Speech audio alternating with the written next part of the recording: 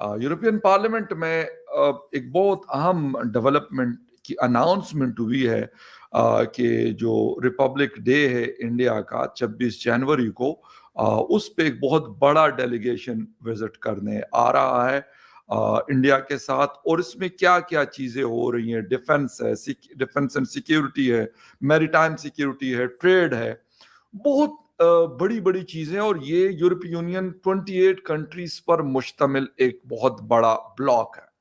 इसके हवाले से उनका क्या कहना है कि चाइना और अमेरिका जैसी बड़ी इकोनॉमीज को एक जिसे कहते हैं कि उसको चैलेंज करने की बात की गई है। हमारे यहाँ बहुत सारी बातें इस वक्त चल रही है, हम ट्रम्प के ज़ेरे साया रहने को तरजीह दे रहे हैं और इंडिया ने इस वक्त ट्रम्प को चैलेंज किया हुआ है। This is why you feel stuck in the same patterns even after trying everything. Reason number 1, you are only और गालिबन ट्रंप ने इस वक्त इंडिया और उसके साथ साथ लगता ऐसा है कि यूरोप को भी वो चैलेंज कर रहे हैं, बल्कि काफी एक टफ टाइम देने की कोशिश कर रहे हैं, खासतौर पे ग्रीनलैंड की जो सिचुएशन है वहां पर।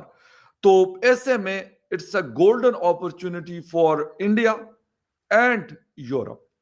बहुत अहम चीज है ये मामूली चीज नहीं है। डिफेंस के हवाले से अगर वो मतलब ये जो क्या कहा जा रहा है कि सारी चीजें हो चुकी हैं, जस्ट इसको इंक करना है। जब ये डेलीगेशन अभी मतलब नेक्स्ट वीक में पहुंचेगा न्यू दिल्ली में, तो ये सारी चीजें होंगी। तो इस वक्त हम कहां पे स्टैंड करते हैं और वो कहां पे, क्योंकि हम वावेला बहुत कर रहे हैं।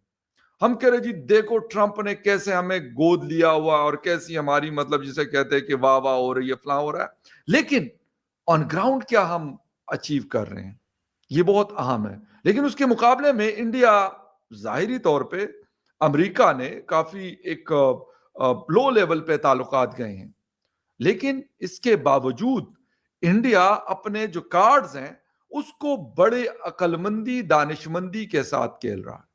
ईयू यानी यूरोपीय यूनियन इंडिया जो समिट है जो नेक्स्ट वीक होने जा रहे हैं, कहां पर, न्यू दिल्ली में। आज हम कहते हैं कि बिल्कुल एग्री हो चुके हैं इस बात पर कि मूव फॉरवर्ड हो, आगे जाएं, सिग्नेचर हो यूरोपीय यूनियन यानी EU India security and defence partnership. बहुत अहम चीज है ये बयान आ रहा है यूरोपियन पार्लियामेंट से। अच्छा, कहा जा रहा है कि ये जो जॉइंट वेंचर आप कहें या इकोनॉमिक टाइज कहें, geopolitical heavyweight face economic and security challenges from the world's two biggest economies China and United State. यानी दो हेवीवेट्स जो है, जियोपॉलिटिकल हेवीवेट्स कौन है, इंडिया एंड यूरोपीय यूनियन, वो बहुत सारे चैलेंजेस का सामना कर रहे हैं। कहां से, अमेरिका और चाइना से। उसके लिए ये चीज हो रही है और होने जा रही है और आगे बढ़ रही है। ईयू और इंडिया क्लोज आगे बढ़ रहे हैं इस चीज में, जिसमें international order is under unprecedented pressure through wars, coercions and economic fragmentation.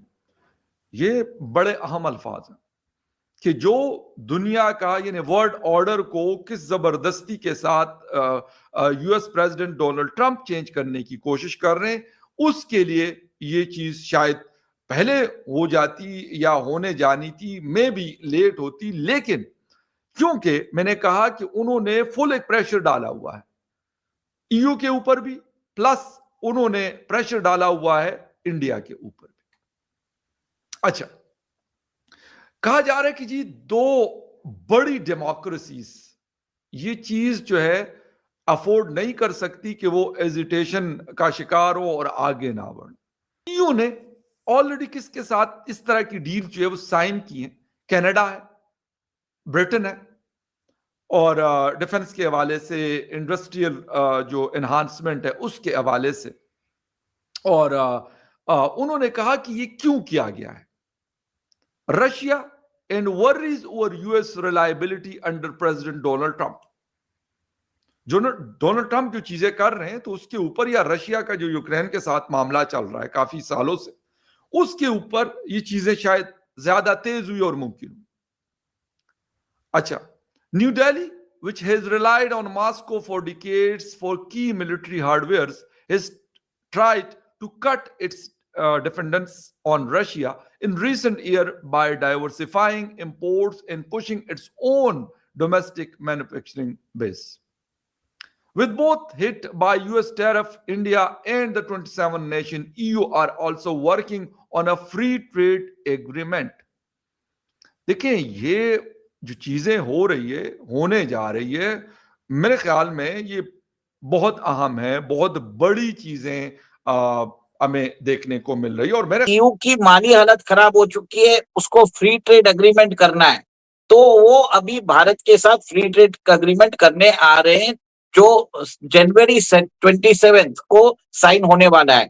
और ईयू की जो चीफ है उर्सुला वॉन डर लेyen, वो आने वाली है as a chief guest at on Republic Day in India. और एक चीज है, उन्होंने अपना ये भी बता दिया है कि ये जो डील है, this will be the mother of all deals.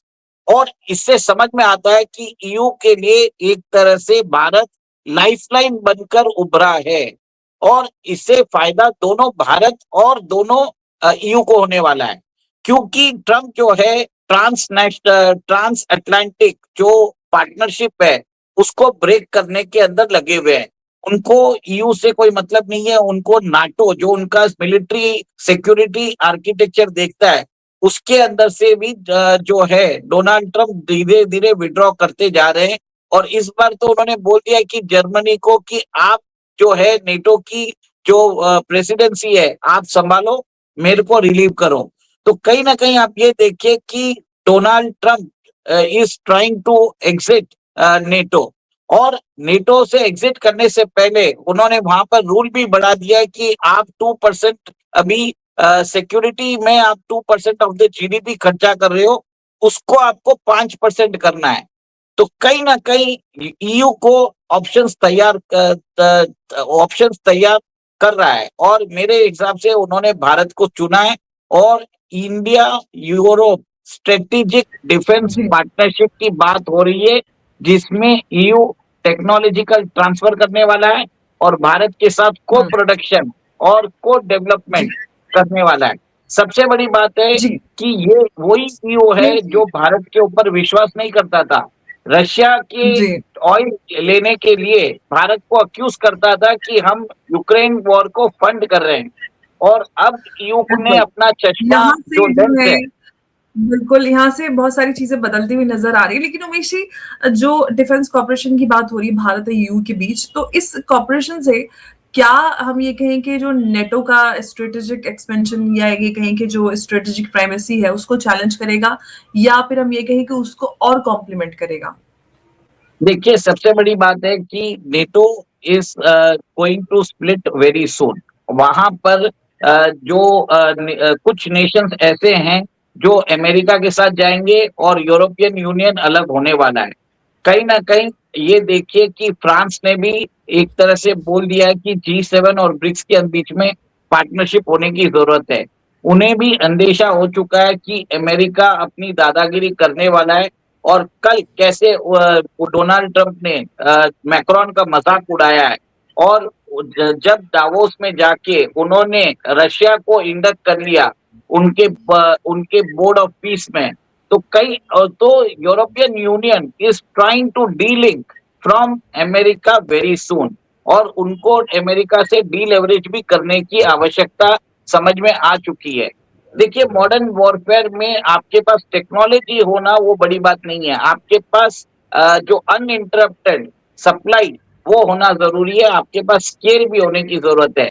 अब अमेरिका के पास अगर आप हथियार लेने जाओगे तो वो हथियार महंगे हैं।